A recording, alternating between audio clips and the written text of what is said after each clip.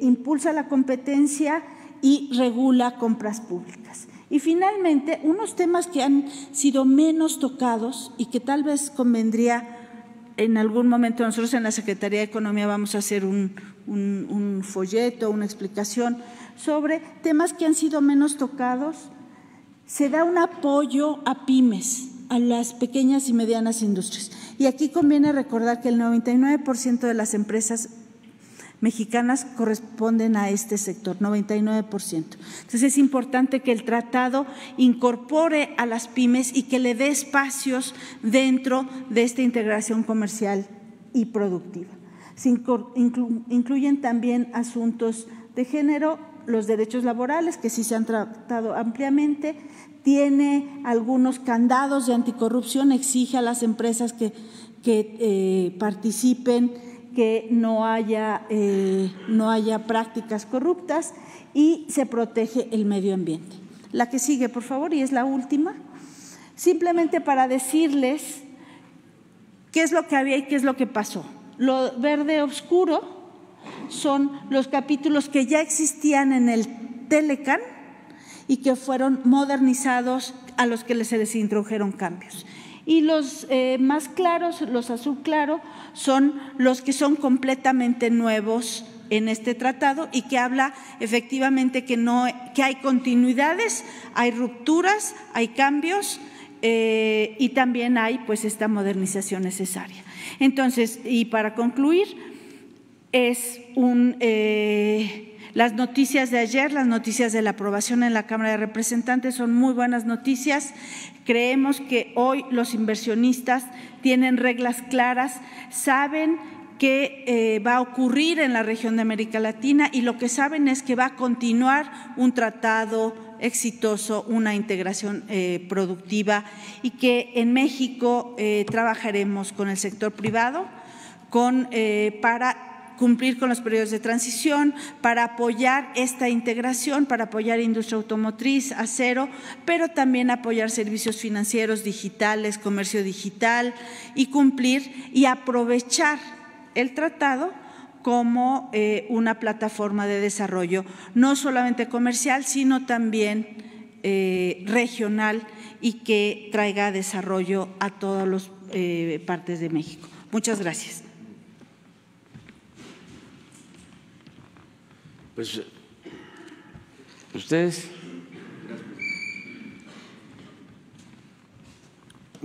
Muchas gracias, señor presidente. Con su permiso, buenos días a todas y a todos. Como lo saben, el tema del empleo a final de año tiene algunas explicaciones que tienen que ver con factores estacionales de la propia economía. Sin embargo, hemos ido detectando otros elementos que podrían responder a otro tipo de prácticas, como ya lo mencionó desde el día de ayer el señor presidente, temas que pueden pasar por el aguinaldo, pero también cuestiones de evasión y discontinuidad de los derechos de los asegurados en el Seguro Social. Es una presentación para ver un poco el panorama y algunas de las estrategias que estamos lanzando. Todos los cierres de año, debido a estos factores, pues se registran caídas de empleos y que están muy vinculados al crecimiento observado entre enero y noviembre. Eso es lo que explica muchas veces la magnitud. En promedio, en los últimos años se pierden alrededor de 270,000 empleos en diciembre de cada año. ¿Se pueden pasar a la siguiente? En los últimos 10 años, este promedio en la tasa de crecimiento de empleo entre enero y noviembre es de alrededor de 5.2% y la caída está alrededor de menos 1.5% respecto al nivel alcanzado en noviembre. Aquí la siguiente nos empieza a llamar mucho la atención. Justamente a partir de que se empezaron a llevar a implementar y a esparcir por muchos lados estas prácticas de subcontratación, el famoso outsourcing que busca evadir, ha habido una mayor participación en la pérdida de diciembre de los empleos permanentes, es decir, si vemos solamente 2018, el 66% de los empleos que se perdieron en 2018, que fueron cerca de 378,000, fueron de trabajadores permanentes y 34% de trabajadores eventuales. Esto lo podemos ver de dos formas. Si lo vemos por tipo de empresa, si pueden pasar a la siguiente, hay más disminución de empleos en empresas asociadas al tema, al rubro educativo, escuelas y comercio, en particular tiendas departamentales. Algunos de ellos se puede explicar a partir del fin del ciclo escolar, toda vez que también en junio ocurre una disminución en este sector de la economía, pero también respecto al comercio y a las tiendas departamentales con el incremento de la demanda previo a las fiestas decembrinas. Aquí la secretaria Graciela no me deja mentir que en noviembre, pues muchas veces las tiendas departamentales tienen una contratación importante de trabajadores eventuales justamente por el Buen Fin y el inicio de las compras navideñas. Esto incluso se puede sostener en la primera quincena de diciembre, pero después empieza a caer. Ahora, si lo viéramos por sector en esta parte de abajo, en los últimos 10 años, 4 sectores han sido los que explican entre el 80 y el 95% de la caída estacional observada en diciembre de cada año: la transformación, los servicios para empresas, la construcción y, como lo mencionaba, el comercio. El sector de la construcción es el que más disminuye. Sin embargo, y esto también es muy interesante, en los últimos años el sector de la transformación también ha ido adquiriendo una importancia significativa. La siguiente gráfica también explica mucho de esto, porque si lo observamos acá, el mayor número de caídas de diciembre, esto es 2018, 128,000 empleos, corresponde a empresas de más de 1,000 trabajadores, es decir, son empresas muy grandes.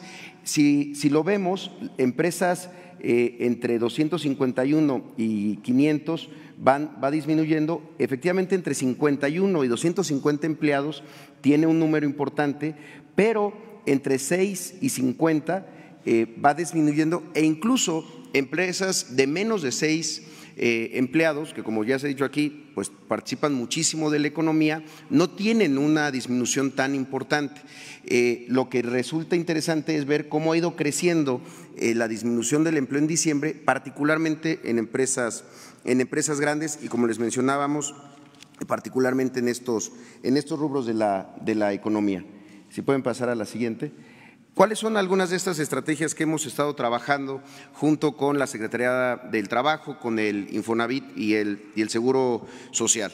Una tiene que ver por sectores. El sector agrícola, por ejemplo, como se sabe, los jornaleros agrícolas tienen siempre una vulnerabilidad adicional, ya que no existe acceso efectivo a la seguridad social, dado que no tienen continuidad laboral debido a los propios ciclos agrícolas. Sin embargo, hay algunos sectores y algunas modalidades que han ido dando buenos resultados. El tema de los cañeros, por ejemplo, que tienen un pago anual anticipado, lo cual, aunque trabajen solamente en la época de la zafra, en el temporal, no se discontinúan, por decirlo de alguna manera, sus derechos, ya que están cubiertos durante todo el año y sobre todo alcanzan niveles de empleo arriba del salario mínimo, y en ese sentido no pierden sus derechos, no pierden la seguridad social. Adicionalmente a eso, para poner un ejemplo, si un jornalero trabaja durante 4 días a la semana y su ingreso es superior al salario mínimo, pues se podría pagar su aseguramiento con base en su salario real mensual y con ello tener derecho al aseguramiento durante todo el periodo completo, lo que le daría acceso efectivo a la seguridad social. Un poco el mismo modelo como está operando en el programa piloto de las trabajadoras del hogar. No importa cuántos días, sino si lo vemos de manera anual, hay continuidad en el ejercicio de sus derechos y en la provisión de los mismos. Otros elementos que estamos haciendo es flexibilizar esquemas de incorporación al seguro social con el propósito de permitir la inclusión de nuevos tipos de contratación, nuevos esquemas como de aseguramiento para generar incentivos en la conservación de derechos para trabajadores que cesan su relación laboral y que se convierten en trabajadores independientes o autoempleados con derecho a pagar seguridad social. Aquí hay un esfuerzo importante que se debe trabajar tanto tecnológicamente como en algunas partes del marco regulatorio para que aquellas personas que reciben ingresos a través de plataformas digitales, por ejemplo, o como trabajadores independientes, puedan ser sujetos al aseguramiento del seguro social en función de los ingresos que perciban y con ellos se permita la continuidad del aseguramiento de estas personas que entran y salen al mercado laboral. Es decir, hay una parte que también corresponde a que nosotros flexibilicemos y hagamos mucho más sencillo este proceso y no haya afectaciones en la cobertura de seguridad social. Ahora, una parte importante y que estamos trabajando de manera coordinada ya desde hace algún tiempo es la revisión por sectores específicos de manera coordinada entre Infonavit, la Secretaría del Trabajo y el IMSS para determinar si estas bajas derivan de actividad propia del ciclo económico de la empresa o si lo que está ocurriendo realmente es una simulación con la finalidad de evadir cuotas obrero-patronales. En ese caso, estamos preparando y se enviarán cartas de invitación para, uno, propiciar la autorrevisión del cumplimiento de las obligaciones en materia de seguridad social y también pues para que haya un entendimiento de que si hay una práctica de esta naturaleza pues no se va a permitir. En caso de identificar esquemas agresivos de evasión, iniciaremos facultades de revisión conjunta entre el IMSS y el Infonavit. Estas cartas están empezando ya a ser remitidas a estos sectores y estos segmentos donde se puede identificar que pudiera haber este comportamiento. También se están enviando correos electrónicos masivos a los patrones por parte tanto de la Secretaría del Trabajo, el Infonavit y el IMSS, señalando las implicaciones de la baja de trabajadores que no estén asociados al entorno propio de la actividad, sino como parte de esquemas de evasión de contribuciones. También creemos que es muy importante decírselo a los trabajadores, que difundamos por parte de las tres instituciones los temas de derechos laborales y la afectación ante la baja de continuidad laboral y también señalando que hay canales de denuncia para este tipo de abusos. En el caso del Seguro Social, en denuncia.enlinea@ims.gov.mx. Aquí también quisiera señalar que una noticia, un hecho que acaba de ocurrir que nos parece que es muy justo, es el nuevo criterio de la Corte que señala que para rescindir la relación laboral con un trabajador con una antigüedad mayor a 20 años, el patrón está obligado a expresar la causa grave que lo motiva y justificar qué es lo que hace imposible la continuación de la relación laboral de trabajo, en el caso de más de 20 años en adelante de relación laboral. Y también una serie de estrategias y campañas para trabajadores y patrones para difundir a través de redes sociales, de diferentes canales de comunicación, orientación para los patrones cumplidos y que, como ya lo decía el señor presidente, pues puedan estar con alguna duda de qué es lo que está pasando en su propia empresa y desde luego con los trabajadores respecto a el correcto aseguramiento de ellos. Aquí tenemos algunos ejemplos de lo que estamos empezando a hacer y que estamos trabajando de manera conjunta con todas las instituciones. Cederé el uso de la palabra a la secretaria alcalde del Trabajo. Gracias. Presidente, únicamente aclarar dos temas, como hemos venido identificando en los datos que tiene el Instituto Mexicano del Seguro Social por el tipo de funciones que se desempeñan en estas industrias, en estos sectores, podemos identificar que hay la posibilidad de que estén ocurriendo este tipo de simulaciones. Recordemos que la Ley Federal del Trabajo, de manera natural, el empleo es continuo, solamente se justifica que sea eventual o por obra determinado cuando las funciones así lo determinen. Esto quiere decir que si tenemos un trabajo, una función que va a continuar en enero, no hay una justificación para que se dé de baja en diciembre y recontratarlos en enero. Estamos incluso identificando nóminas enteras que se dan de baja y decir que esto es violatorio absolutamente de los derechos laborales de las mujeres y hombres que viven de su trabajo y también de las leyes del Instituto Mexicano del Seguro Social, que se van a estar monitoreando, como aquí ya lo estableció el presidente, se van a hacer inspecciones para que no ocurran este tipo de violaciones que no son nuevas, que llevan tiempo atrás, pero que durante mucho tiempo no hubieron consecuencias, es decir, que estamos monitoreándolo y que también las trabajadoras y los trabajadores pueden acudir a la Procuraduría de Defensa del Trabajo. También decir que el día de hoy, 20 de diciembre, es el último día para el pago de aguinaldo. El aguinaldo es un derecho de los y las trabajadoras y es una responsabilidad de los empleadores y patrones. Tiene que pagarse por lo menos, y aquí aclaro, por lo menos, es decir, mínimo 15 días de salario si se trabajó todo el año, si se trabajó no todo el año, solamente una parte, pues entonces lo proporcional. Esto incluye a las trabajadoras del hogar.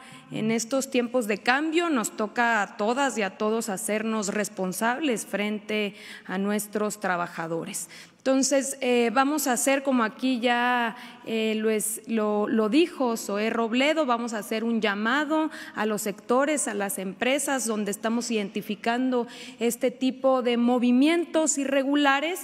Les pedimos a las empresas, muchas de ellas, como aquí también ya lo dijo el presidente, quizá no tienen conocimiento de que se dan estas bajas justamente porque funcionan a través de empresas subcontratistas. Decir que eso no quiere decir que no tengan responsabilidad frente a sus trabajadores. Entonces, ser muy cuidadosos en que si la función, si el trabajo continúa en enero, si no hay una justificación del trabajo temporal, entonces no puede darse de baja a los trabajadores para evadir no solamente cuotas, sino se hace para no pagar vacaciones, para no pagar aguinaldo. Entonces estaremos haciendo estos monitoreos y hacemos un llamado a las empresas a que cumplan con sus responsabilidades laborales. Gracias. Bueno, estos son los dos temas.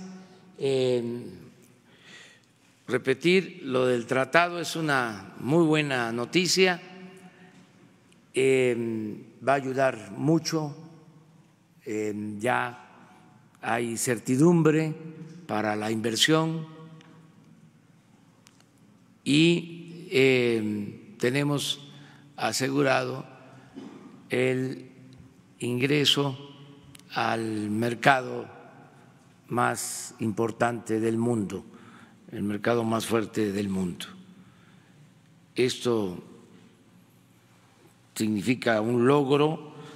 Pensaban que no íbamos a poder alcanzar este acuerdo y fue posible. El otro tema, pues, es un llamado más a la solidaridad, más que la cuestión coercitiva del cumplimiento de la ley, es hacer un llamado a que no se maltrate a los trabajadores, mujeres y hombres, y que no se les regateen sus derechos, sus prestaciones en este fin de año. No se puede estar celebrando la Navidad sin humanismo, no siendo verdaderamente solidarios. Ahí queda eso. Muy bien, abrimos, quedamos que izquierda. Vamos por a ver si es cierto. Sí. Señor presidente, buenos días. Rodolfo Montes de Central FM, de Pedro Ferriz de Con y Alberto García Zarubi. En este sentido, presidente, en Notimex, desde principios de este año y hasta la fecha, despidos vergonzosos. No hay indemnización, no hay justificación para despedir a los compañeros. Un compañero que se accidentó, Héctor Álvarez, el Chato, en una de sus giras, apenas se reincorporó, ¡pum!, fulminante su despido. Hay un llamado ahí a San Juana Martínez para que recapaciten, para que se les liquide, y a la secretaria del Trabajo en ese sentido también, ¿cuántos trabajadores del aparato del Estado mexicano han denunciado al gobierno de la 4T precisamente para dirimir esta relación laboral y que se les liquide conforme a derecho? Y si este llamado no solamente es a las empresas, sino también a los funcionarios públicos que tomaron la decisión de liquidar, de despedir a los trabajadores, pero sin indemnización alguna y que están en los tribunales. Esa es mi primera pregunta, por favor, presidente. Sí, a todos. Es más, el gobierno está más obligado a cumplir con la ley y proteger a los trabajadores. Hay que ver los casos. En el caso de Notimex ha habido mucha polémica y hay posturas a favor, en contra, y se permite, ¿no?, a todos que se expresen, tanto a la directora como a los que no están a favor de lo que está haciendo. Es muy importante señalar que la directora de Notimex es periodista de oficio y periodista comprometida con causas sociales. Se ha distinguido por eso durante mucho tiempo. Buena periodista. Entonces es cosa de ver cómo está el asunto laboral y no quedar a deber nada ni a los periodistas ni a los trabajadores en general, y el gobierno debe de responder. Y no sé cómo están las demandas sobre trabajadores.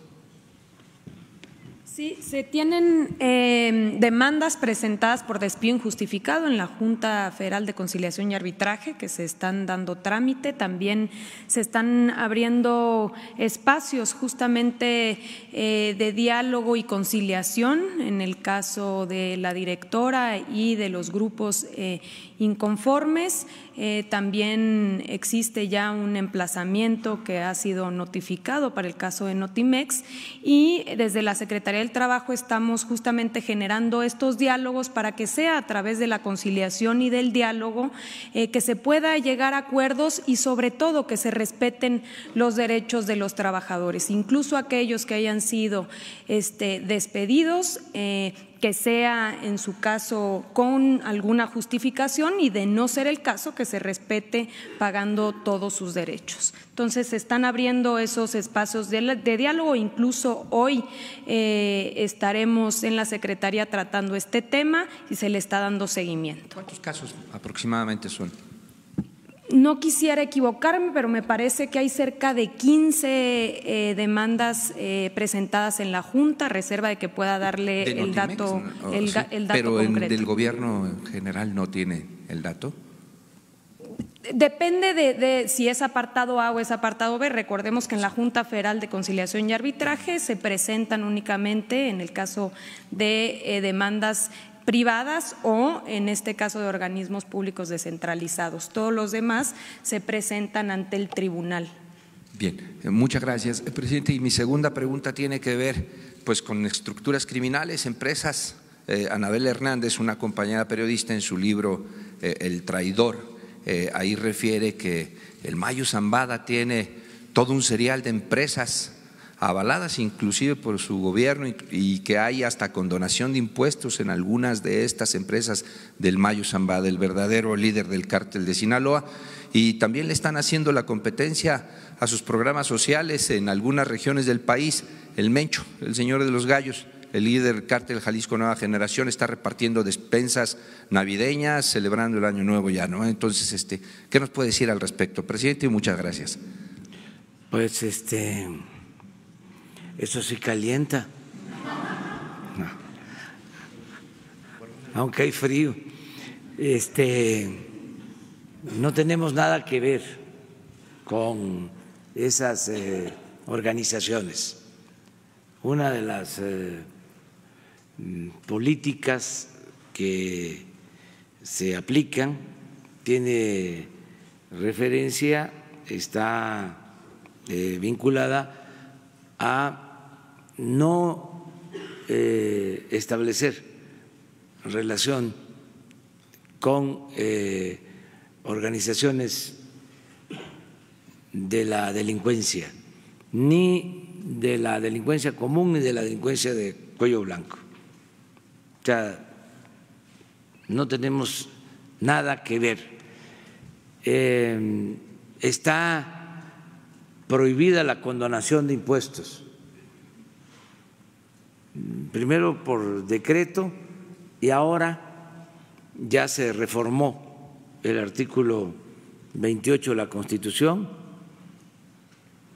y se prohíbe la condonación de impuestos.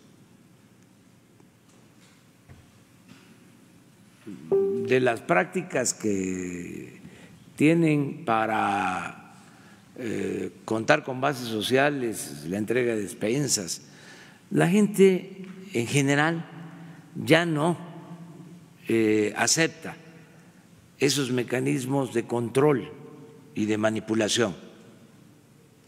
Ya no es el tiempo en que se repartían despensas y se obtenían apoyos para lo electoral o para tener una base, ¿sí?, de protección, que era lo que hacían y posiblemente siguen haciendo las organizaciones de la delincuencia. Pero ya no funciona eso, ya el reparto de migajas, de dádivas, el repartir frijol con gorgojo, ya no aplica. La gente no acepta esas cosas. Pueden haber casos aislados.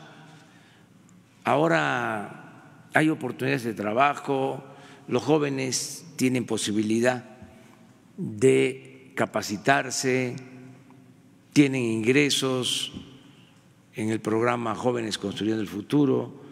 En el campo hay más de 200,000 sembradores que tienen empleo permanente. En fin, ya es distinto. No dudo que se estén llevando a cabo estas cosas, pero no es lo mismo. También lo que nosotros hacemos es garantizar derechos sociales. No es dádiva, no es la entrega de migajas, es garantizar derechos que tienen los ciudadanos, el derecho a una pensión, el derecho a una beca, el derecho al trabajo, el derecho a ser felices. Y esa es la función, ese es el objetivo principal del gobierno, garantizar la felicidad del pueblo. Nosotros estamos destinando muchos recursos con ese propósito. Un poquito nada más, yo pondría en entredicho que ya no hay esto de reparto de frijol con gorgojo. Hace unas semanas atrás Televisa publicó un reportaje de la compañera Fátima Monterroso en donde la Secretaría de Agricultura repartió maíz con gorgojo en la Sierra de Guerrero, presidente. Hay que ver la fuente. Los propios ejidatarios, los campesinos lo documentaron. Puede ser, pero no es la regla. Puede ser la excepción, porque hay inercias. ¿Qué es lo que venimos diciendo? Que estamos en un periodo de transición, lo viejo no acaba de morir y lo nuevo no acaba de nacer, así estamos, pero no hay duda de que vamos a la transformación, al cambio, y eso si se da es excepcional, repito, y mal visto. Es como la corrupción. Ya el corrupto es mal visto. Ya no es como antes de que se le consideraba una persona audaz y no perdía ni siquiera su respetabilidad. Ahora es un estigma ser corrupto, es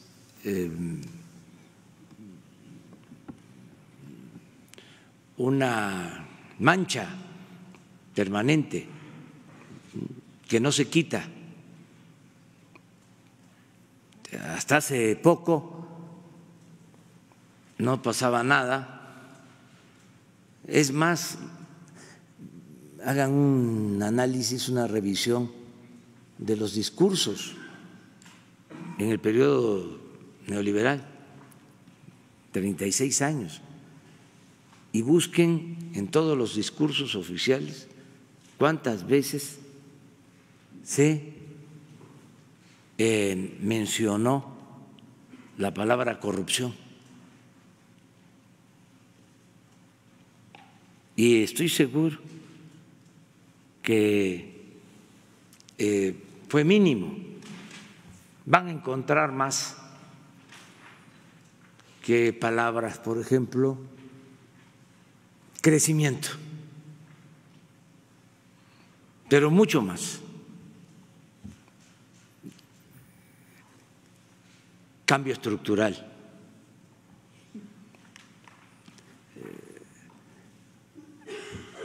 Reforma energética, reforma fiscal, reforma laboral. Eso era lo que predominaba. Corrupción no existía. Anticorrupción tampoco. No. Austeridad, menos. Imagínense si se iban a morder la lengua hablando de austeridad cuando se daban la gran vida, aviones, helicópteros, usaban los helicópteros hasta para ir a jugar golf. Todo eso que se padeció hasta hace poco. Entonces, sí hay un cambio, desde luego es un proceso, todavía hay resistencias, pero ya no está de moda la corrupción. Antes robaban y ni siquiera perdían su respetabilidad. Siempre usaba yo en los discursos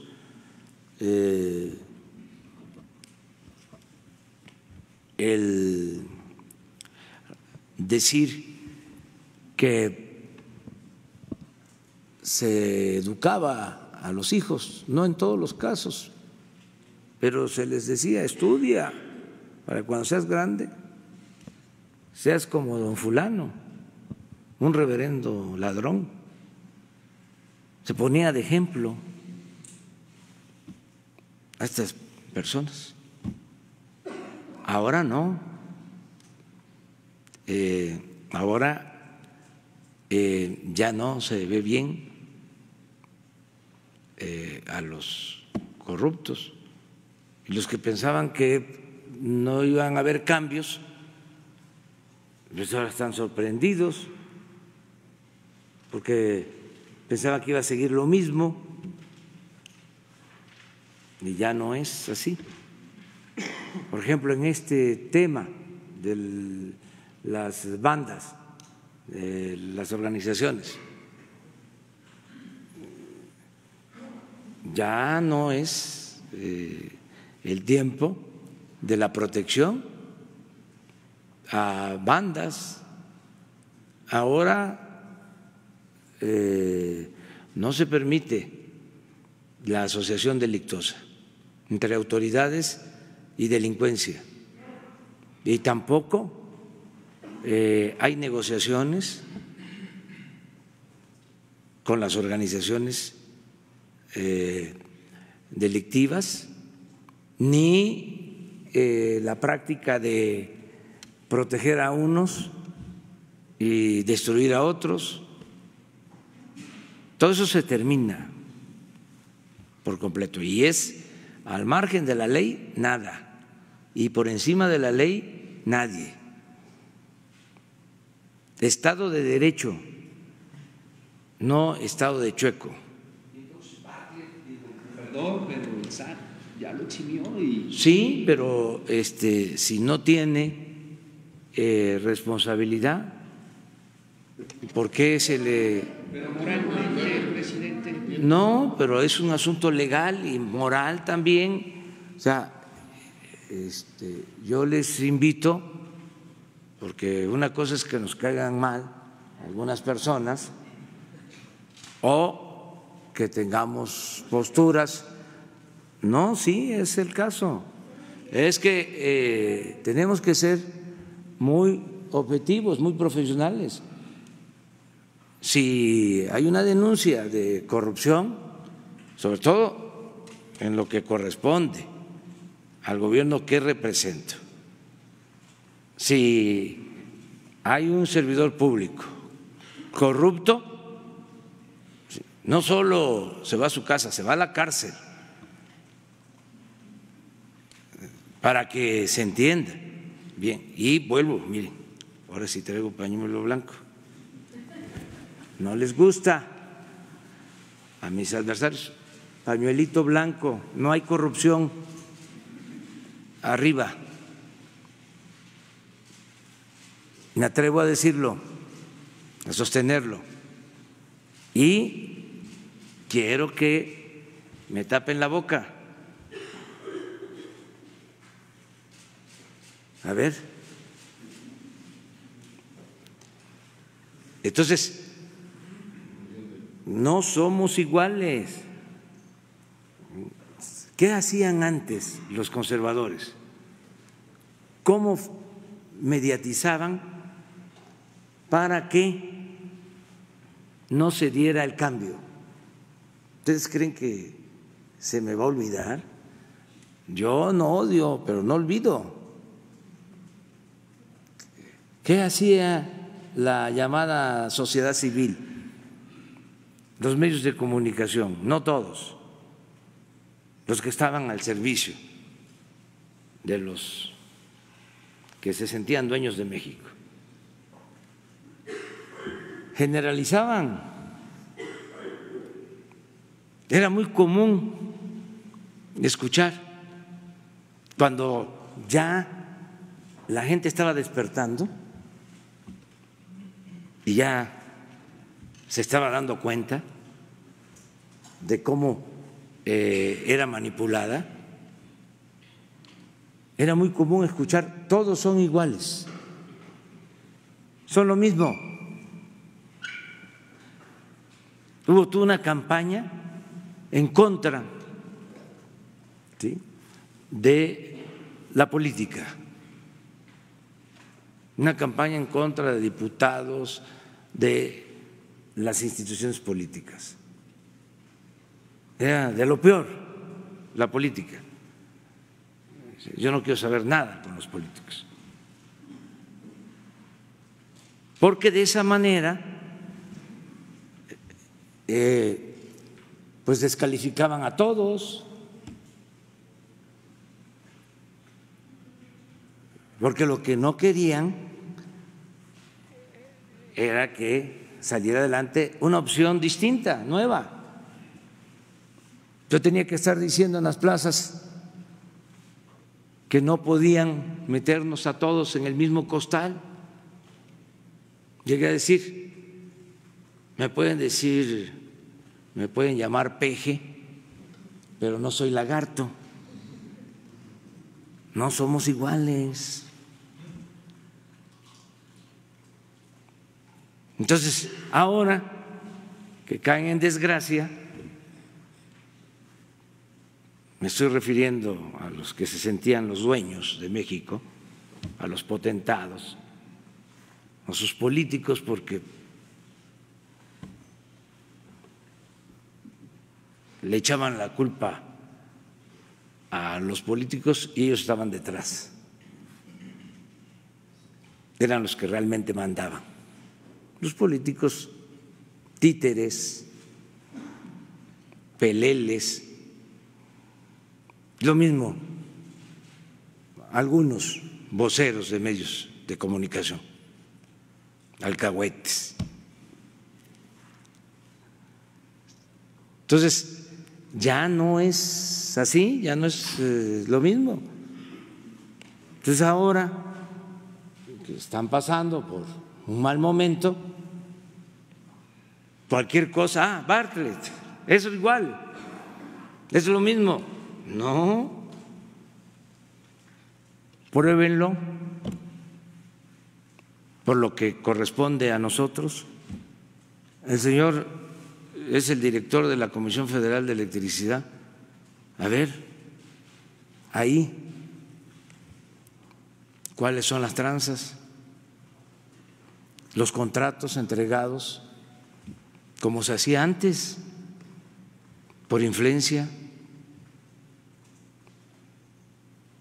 Ahora, lo que hizo antes, bueno, eso se juzga y pues cada quien tiene que responder, pero entiendo que la denuncia que se presentó fue por su desempeño en esta administración y eso es lo que se resolvió. Además, yo tengo en estos casos un criterio que considero amplio. No se puede solo acusar sin pruebas.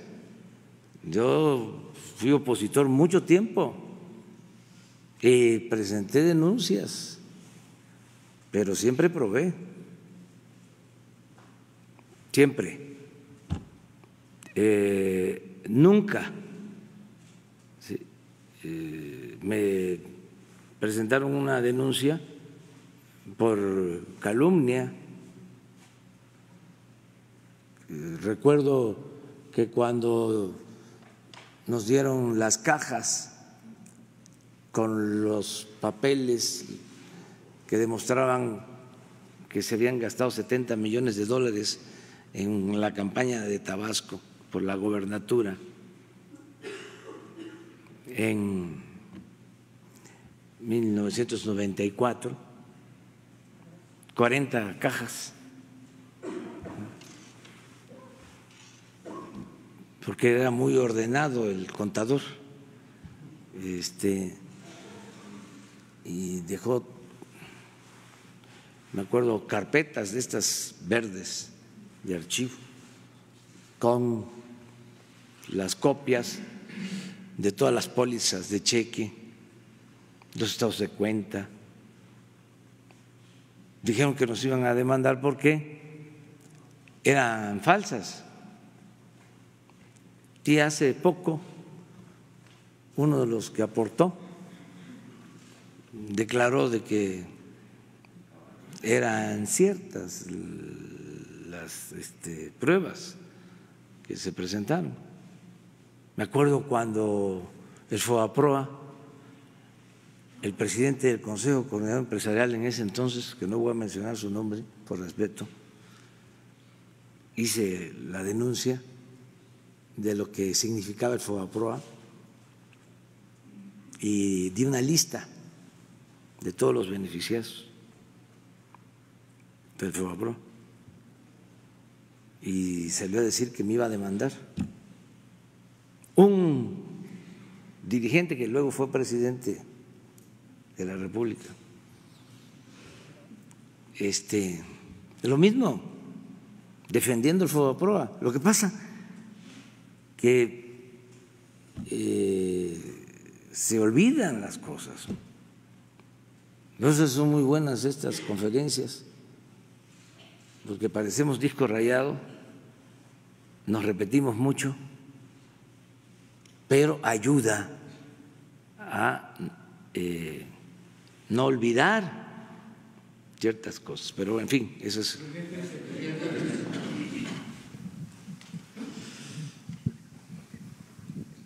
Gracias, presidente. Hablando de casos, tengo aquí en mis manos el expediente, es una sentencia definitiva, inatacable del Tribunal Electoral del Poder Judicial de la Federación. La Sala Superior, ese tribunal que avaló su triunfo presidencial el 7 de agosto del año pasado, le entregó su constancia como presidente electo. Este tribunal resuelve el pasado 25 de septiembre, presidente, que usted debe sancionar a su vocero presidencial porque incumplió la veda electoral de la elección del pasado 1 de junio. El hecho aquí concreto, presidente, es que esta sentencia usted fue notificado según la cédula el pasado 26 de septiembre. Van prácticamente 3 meses y lo que dice el promovente original, lo que yo investigué en el propio tribunal, en el INE, es que no se ha acatado esta sentencia. Aquí la pregunta concreta, presidente, sería ¿por qué no se ha acatado esa sentencia que le instruye, como dicen los abogados, que le mandata a sancionar a su vocero presidencial, presidente? ¿Por qué no se ha cumplido y sí tiene pensado cumplirla? Y si me permite ahorita otra pregunta, presidente, gracias. No sé si se cumplió. A ver, ven. Es que en el tribunal no hay nada, ni en el INE, ni… Explícalo nada más. Sí, buenos días, con permiso, señor presidente. Solo para explicar que hay un procedimiento administrativo que se sigue a partir de la sentencia del tribunal. Se ha hecho una investigación como tiene que proceder con el órgano interno de control, con la administración de la presidencia, y el 30 de diciembre termina el trámite para establecer la sanción y lo que corresponda. Ese es el proceso que se lleva y es todo normal, ha seguido su cauce legal. Lo que pasa es que entonces no le han informado al tribunal que está en proceso de cumplimiento, eso es lo que quizá ha ocurrido. Posiblemente, pero una vez que se tome la determinación administrativa el próximo 30 de diciembre ya se le notificará el cumplimiento de la sentencia. Perfecto, gracias. O sea que hay tiempo, pero sí se va a cumplir. No es como antes. Como Porfirio. De que sí. ¿Cómo era antes? Se acata pero no se cumple, así era. Ahora se va a cumplir, nada más que vamos a esperar a que sí concluya el trámite. Sí. Sí, la segunda pregunta, presidente, es sobre el caso de Notimex. Yo tengo documentado aquí 54 demandas laborales, están en la sala especial número 2. Parece que ahí las acumularon todas por un asunto de practicidad, supongo.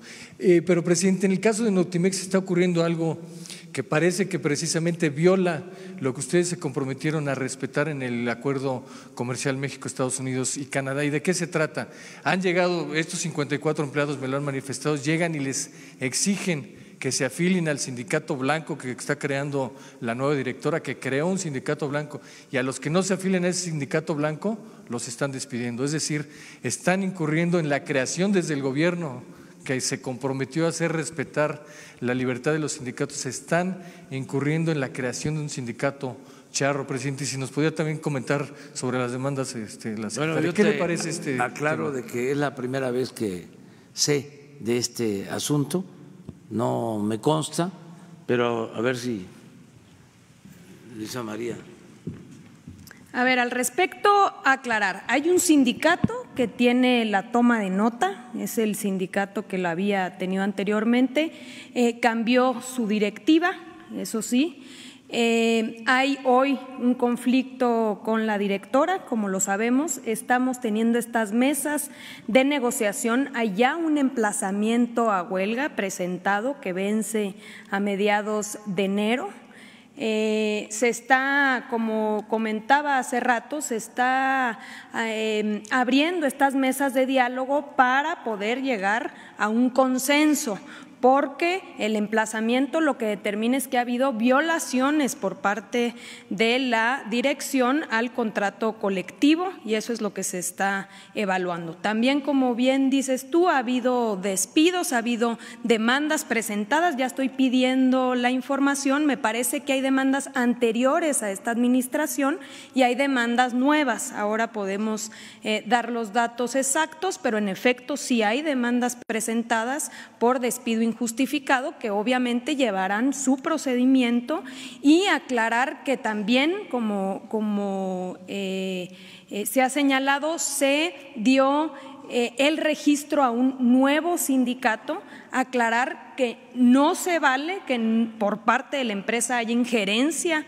en ese tipo de sindicato. Ese sindicato no tiene la toma de nota. En caso de querer la titularidad del contrato de Notimex, tendría que presentar una solicitud para un recuento, ¿no?, para una disputa en caso de que así se estableciera, para ver cuál de estos dos sindicatos, a través de un procedimiento de voto personal, libre, directo, secreto, en donde participen los trabajadores, incluso, y hay que aclarar, incluso trabajadores despedidos, si es el caso, entonces se vería quién tiene la mayoría y quien tenga la mayoría, entonces ese sindicato es el que tendría derecho a tener la titularidad del contrato. Pero precisamente, perdón que interrumpí, precisamente están creando un sindicato charro, están obligando a los empleados, no quieres participar en el otro sindicato, no quieres dar tu firma para el otro sindicato, estás despedido. Eso me parece muy grave, secretario. ¿Usted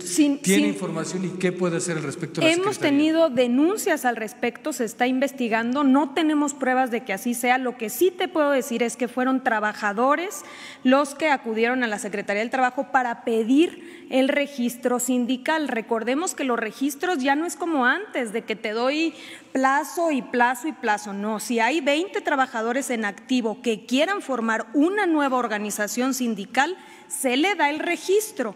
Un registro no significa que tenga la titularidad del contrato. Puede haber diferentes sindicatos, puede haber un sindicato con un nombre distintos, pues.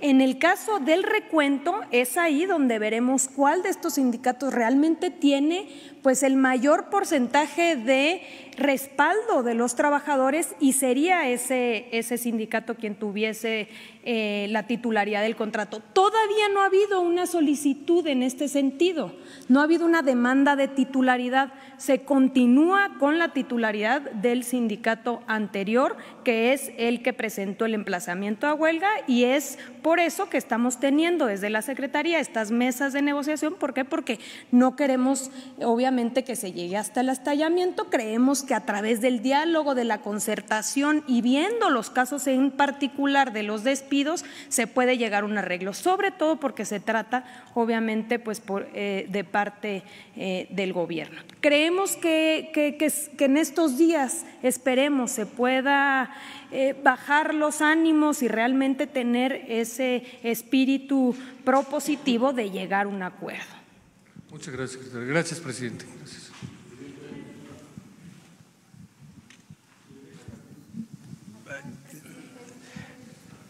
No es el tiempo por la derecha.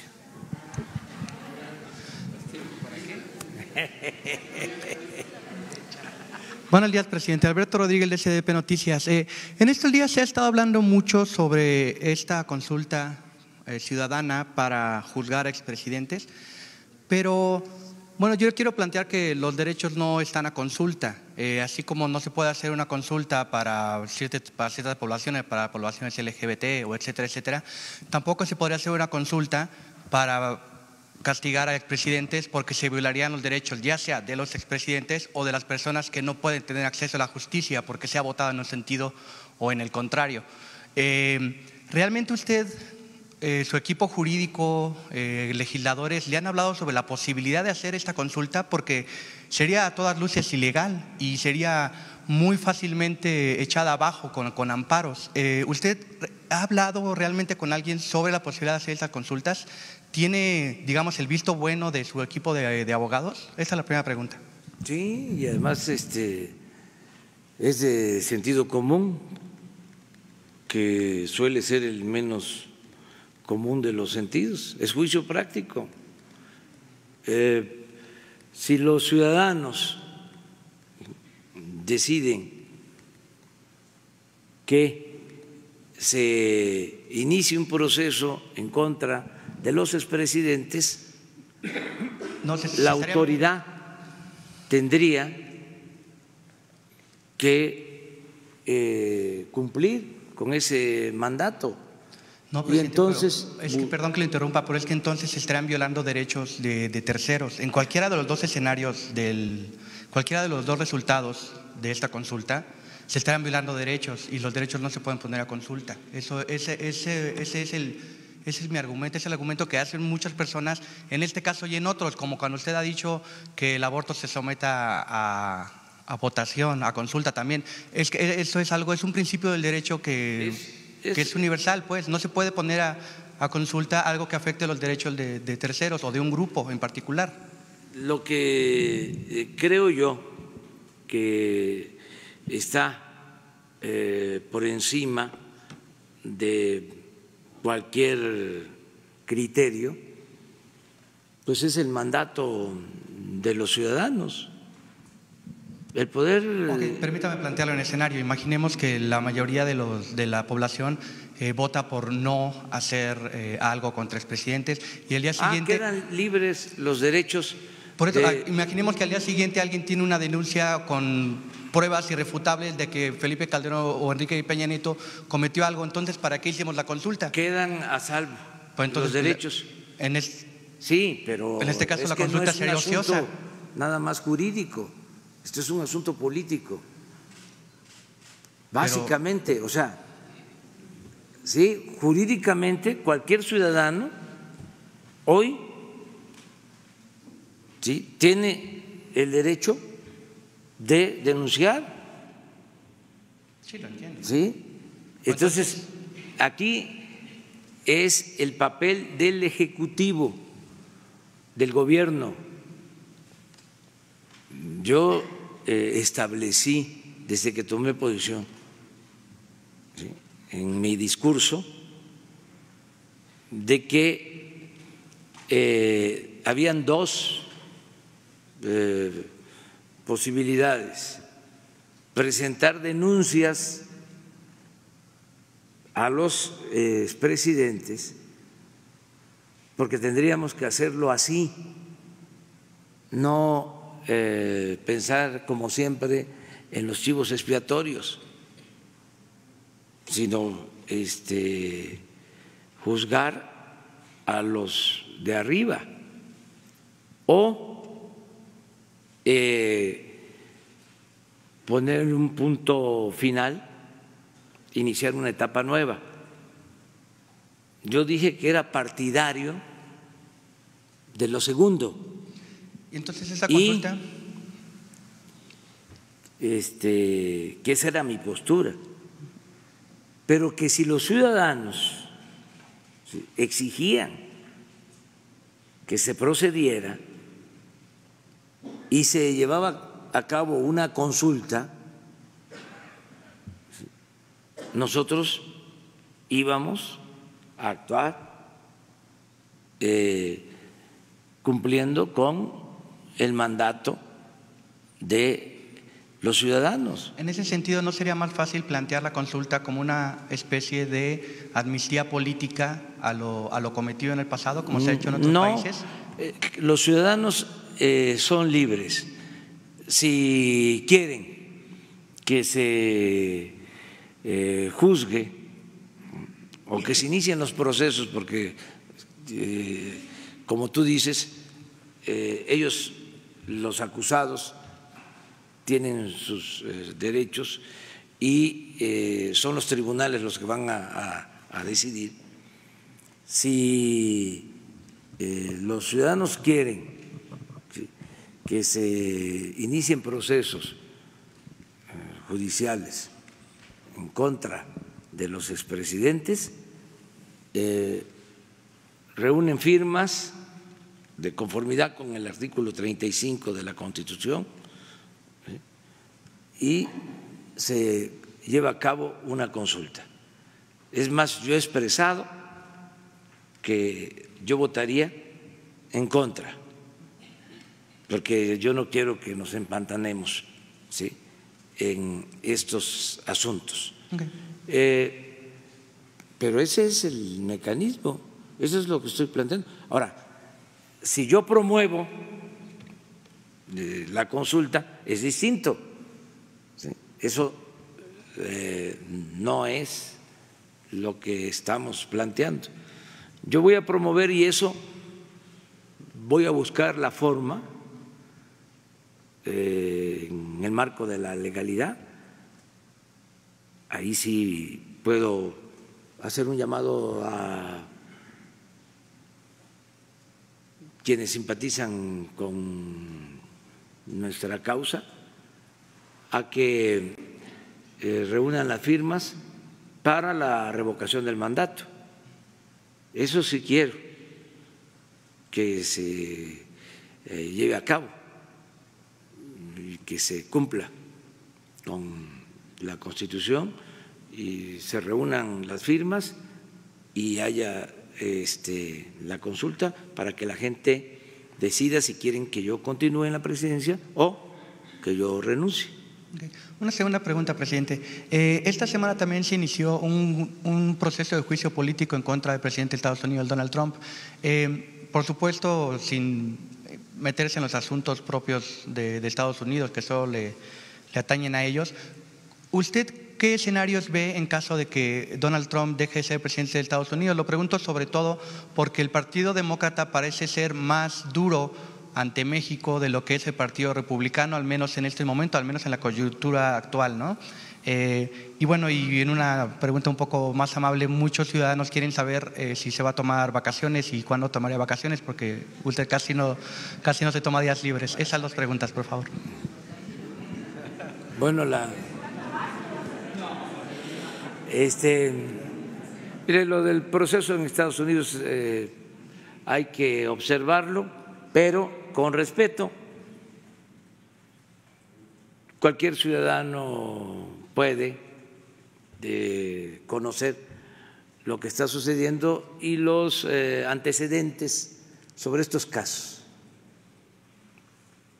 No es el primer juicio, han habido otros dos.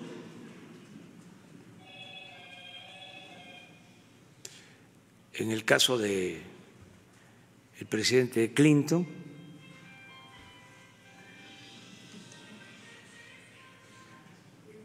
en el Senado se le exoneró.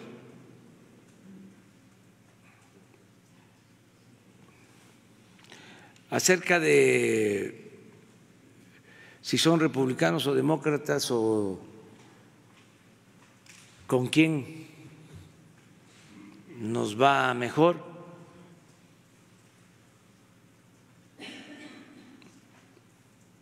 pues es relativo.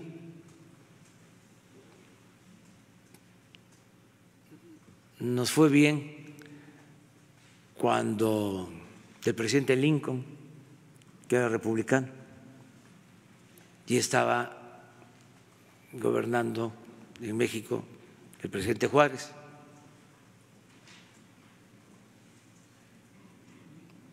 No nos fue muy bien, claro que no. Fue cuando el gran zarpazo, con un presidente que por respeto no voy a mencionar su nombre, que ordenó la invasión a México. Era demócrata.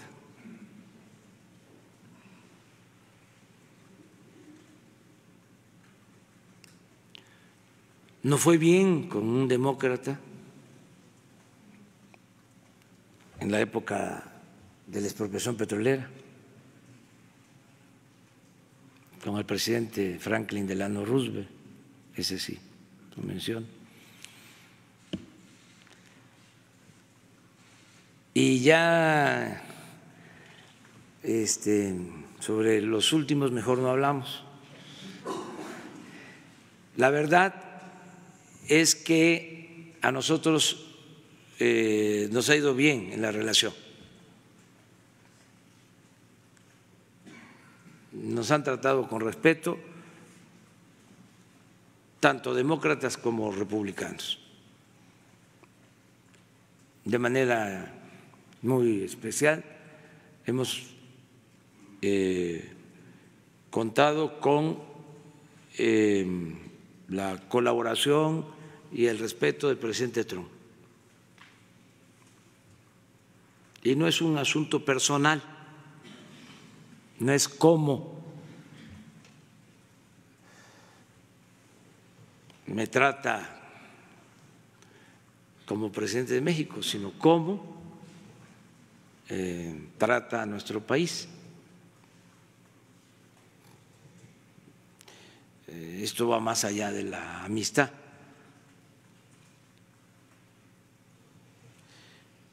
Pero hemos tenido un buen trato, una buena relación de cooperación.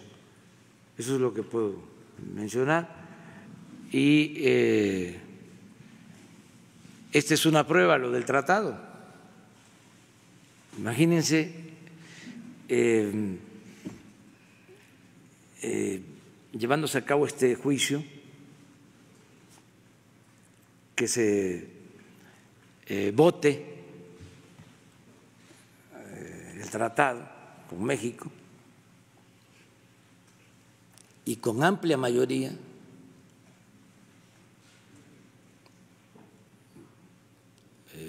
se apruebe. Fue algo importantísimo el día de ayer. Si esto pasó en la Cámara de Representantes, pues en el Senado está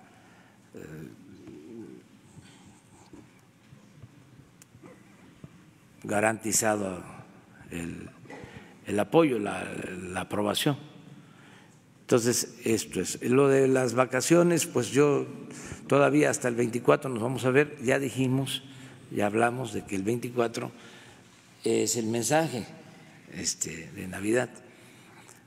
Pero por ustedes también, yo les comento que voy a salir después de que nos encontremos el 27 en la mañana. Voy a salir y nos vamos a volver a encontrar el día 2 en la mañana. Del 27, no, sería el 28, porque el 27 sí vamos a estar aquí. Y regresamos el día 2. El 24 sí vamos a estar, el 25 no, para que sí.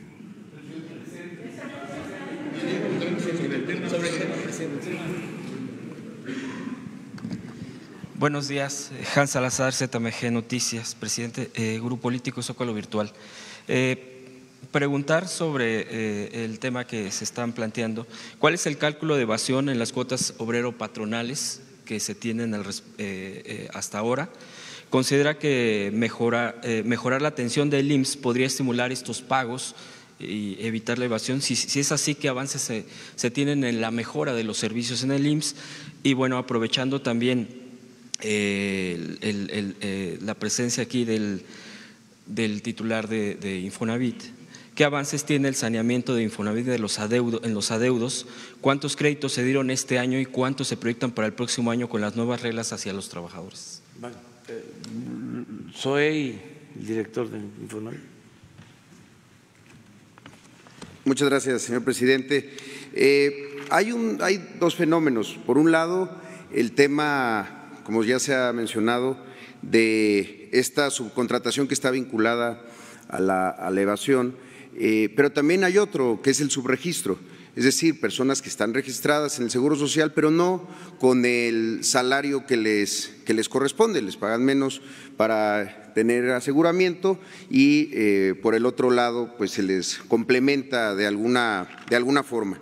Sí es importante señalar que este año lo estamos cerrando con muy buenas cifras en términos de recaudación en el Seguro Social. Hay cerca de más de 25,000 millones de pesos nuevos, digamos, de incremento en la incorporación, en la recaudación del Seguro Social, que son completamente vinculados a una de las acciones más importantes, creo yo, de la Cuarta Transformación, que fue el incremento del salario mínimo.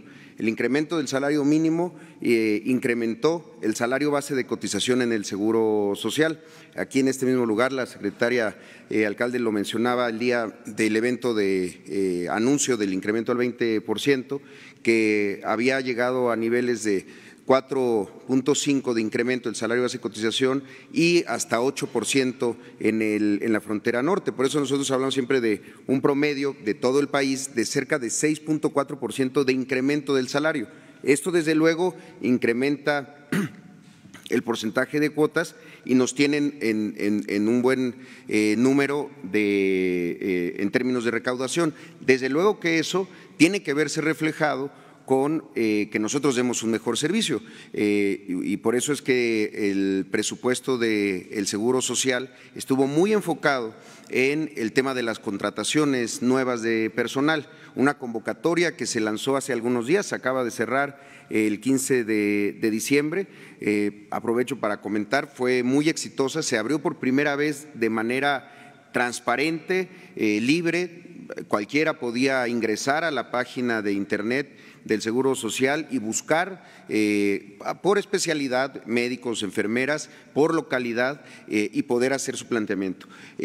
Fue al cierre de cerca de 96,000 registros con todo y documentación, fueron más de 100,000, pero de personas que no acabaron su registro o no completaron la documentación, pero son como 96,000 registros. ¿Esto qué implica? Pues que tenemos ya una base de datos para buscar a esos médicos, enfermeras que tanta falta nos hacen, porque la clave es que el Seguro Social tiene en su despliegue territorial en unidades de medicina familiar, en hospitales de segundo y de tercer nivel, instalaciones o una capacidad instalada que muchas veces no se aprovecha en su totalidad. Ya lo ha dicho también el presidente, el tema de los fines de semana, incluso horarios nocturnos. Ahí es donde estamos concentrando nosotros el esfuerzo, en lograr pasar el próximo año 2020, en el inicio de este proyecto, de 16,000 cirugías programadas solamente en fin de semana a 64,000 cirugías en fin de semana, cirugías programadas. Y en el tema de consulta de especialidad, pasar de cerca de 400,000 consultas de especialidad en fin de semana nada más a cerca de 900,000, es decir, el doble. Esto debe de ayudarnos a disminuir los tiempos de espera, tanto para cirugía programada como los tiempos de espera para consulta de especialidad. Apostarle a la gente, se dejaron de hacer ese tipo de contrataciones, no se abrían las plazas e incluso hay hospitales que durante muchos años fueron creciendo en su capacidad de número de quirófanos o de consultorios, pero no crecían sus plantillas. Hospitales que en el papel decía que era de 80 camas, pero en los hechos era de 160. Entonces, es lo que estamos haciendo. Nosotros creemos que tenemos que mejorar siempre el servicio, es la instrucción también del presidente, fortalecer y mejorar el servicio, pero que nunca se ponga como pretexto para violar derechos de los trabajadores y las trabajadoras de nuestro país. Gracias.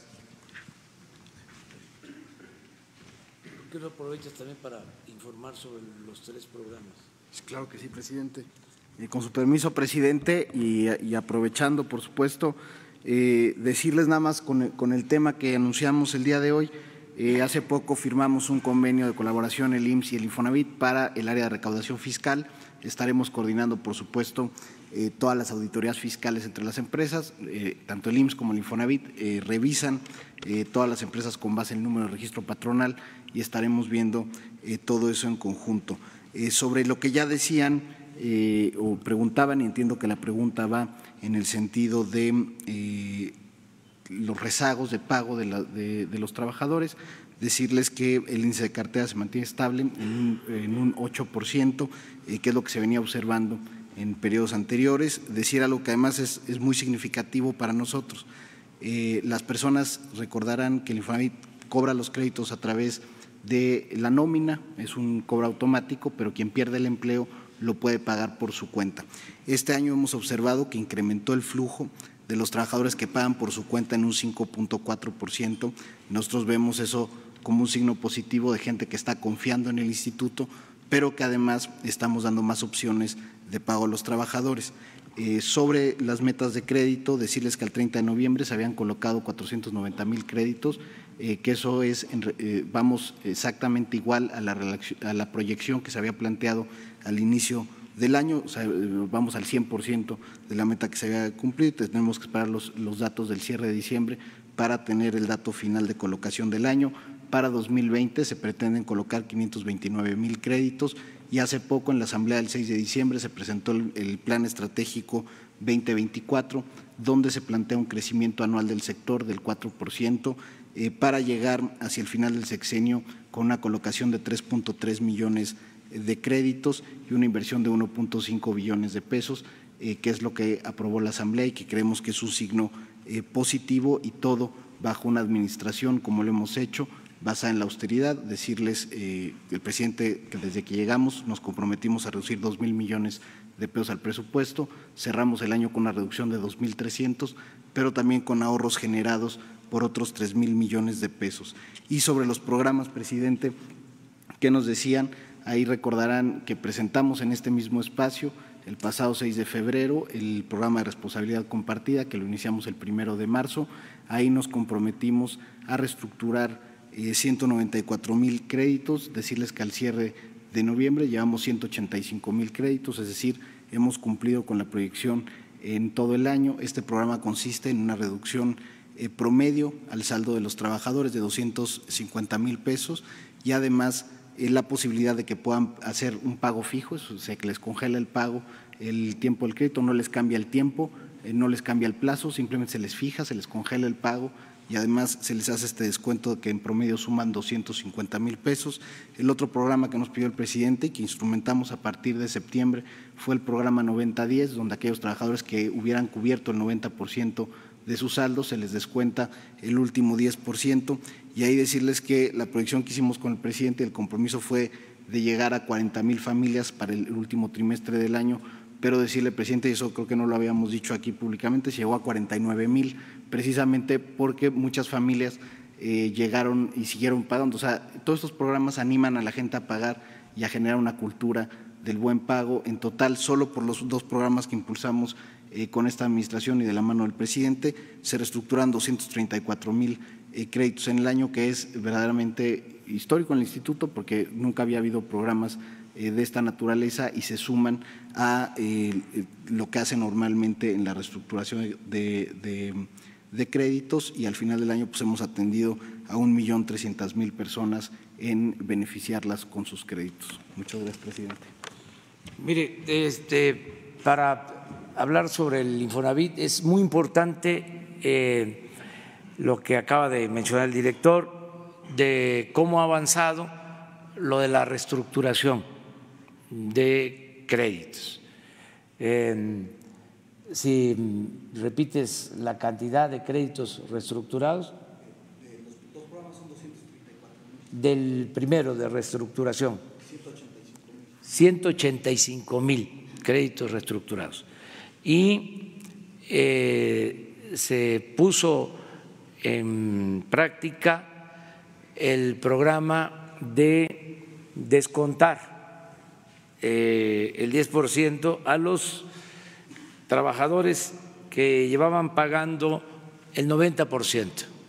Es decir, que si ya tenían pagados el 90% de sus créditos, se les descontaban los últimos 10% restantes del crédito.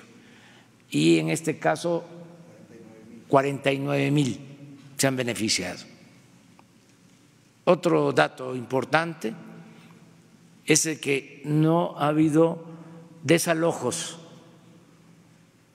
porque se terminó con la práctica perversa de entregar las llamadas carteras vencidas a coyotes, a despachos de abogados. No todos los despachos de abogados son deshonestos. Estamos hablando de grupos que hacían su agosto desalojando a la gente. Hay pruebas de esto. No ha habido desalojos en el tiempo que llevamos. Se terminó con estos abusos. Y algo que da pena decirlo, pero que ayuda, ¿no?, a entender las cosas. La anterior administración, en el Infonavit, el sueldo más alto era de 700,000 pesos mensuales. Se rayaban 700,000 pesos mensuales, entre sueldo, compensaciones, gratificaciones, riesgo, desgaste físico, mental, etcétera, etcétera, etcétera. ¿Cuánto ven estos sueldos? Mi sueldo es de 107,500, presidente, como nos comprometimos aquí desde febrero. 107,500. 107,000, bueno. El Infonavit, sí, la liberación de las hipotecas. No se escritura porque hay que pagar todavía un adicional para liberar la hipoteca. ¿Por qué no hincan ahí el diente para pero la liberación? No pasemos a eso. Solo subrayemos de 700,000 a 107,000. Ahora contéstale ahora ya lo que es. Bueno, hay nada más aclarar que todos los trabajadores que ganan menos de 7,000 pesos es el instituto quien cubre todos los gastos notariales. De hecho, renovamos recientemente el convenio con el Colegio Nacional del Notariado y además abrimos, eso nos ayudó la Secretaría de Gobernación, abrimos también el padrón de autos notarios no vinculados al Colegio Nacional. Antes se tenía una exclusividad y eso hacía que hubiera menos notarios que pudieran participar en la escrituración de los créditos del Infonavit, y además se quitaron estas tarifas fijas que había con el notariado y se estableció un precio máximo para que los notarios se fueran para abajo. Lo que estamos cuidando en los estados es que efectivamente los notarios compitan hacia la baja para ofrecer mejores condiciones a aquellos trabajadores que ganan más de 7,000 pesos. Y los que ganan menos de 7,000 pesos es el Infonavit quien estamos pagando la cancelación de las hipotecas. Nos vemos el lunes. El lunes. Segunda pregunta.